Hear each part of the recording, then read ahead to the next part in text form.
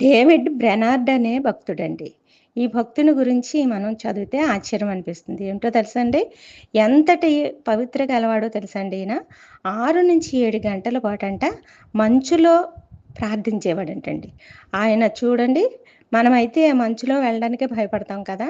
ఎందుకు అనంటే చాలా సందర్భాల్లో మనకు కలిగిన బలహీనతలను బట్టి మంచులోకి వెళ్ళడానికి ఇదవుతాం. కానీ ఈ భక్తుడైతే మంచులో ప్రార్థన చేసేవాడంటండి. ఎంత భక్తో చూడండి ఆయనకి.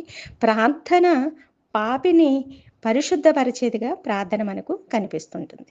కాబట్టి ప్రార్థన ప్రతి ఒక్కరి జీవితంలోనూ కలిగి జీవించినప్పుడు ప్రతి ఒక్కరు కూడా దేవునికి దగ్గరగా జీవించగలుగుతారు.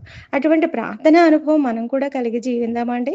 దేవుని సన్నిధిలో ప్రార్థించే వారంగా, దేవునికి ఎప్పుడూ దగ్గరగా ఉండేవారంగా, దేవునితో సహవాసం చేసేవారంగా మన జీవితాలు ఉంటే గనక దేవుడు తప్పకుండా సంతోషించే దేవుడై ఉన్నాడండి. కాబట్టి మనం కూడా ప్రార్థించే వారంగా ఉందామండి.